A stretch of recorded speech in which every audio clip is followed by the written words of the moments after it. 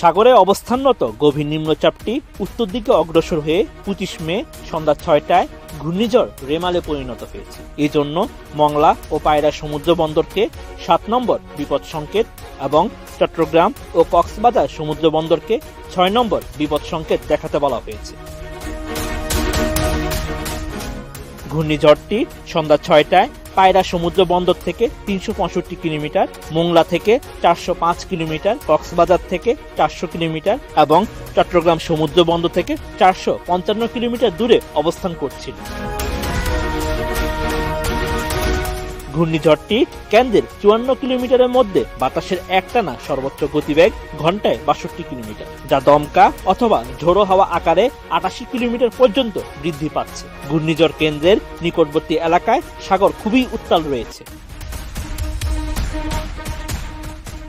আবহাওয়াবিদরা জানায়, ঘূর্ণিঝড় রেমাল আরও শক্তি সঞ্চয় করে প্রবল ঘূর্ণিঝড়ে পরিণত হতে পারে 26 মে সকাল। আর ঘূর্ণিঝড়টি আঘাত আনা শুরু করতে পারে 26 মে বিকাল 5টা 30 মিনিট থেকে 27 মে রাত 2টা 30 মিনিটের মধ্যে।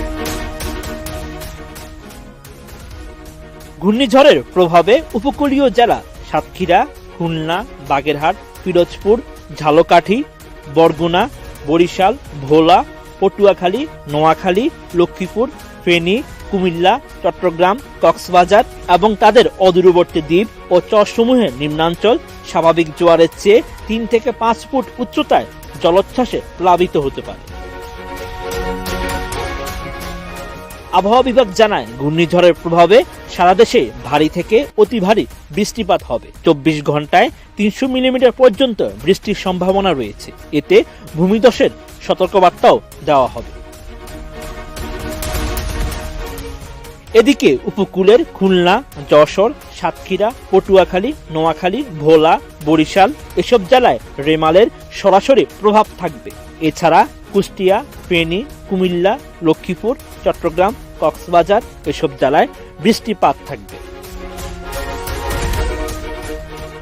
উত্তর বঙ্গোপসাগর ও গভীর সাগরে অবস্থানরত মাছ ধরার নৌকা ও ট্রলার সমূহকে পরবর্তী নির্দেশ না দেওয়া পর্যন্ত নিরাপদ আশ্রয়ে থাকতে বলা হয়েছে।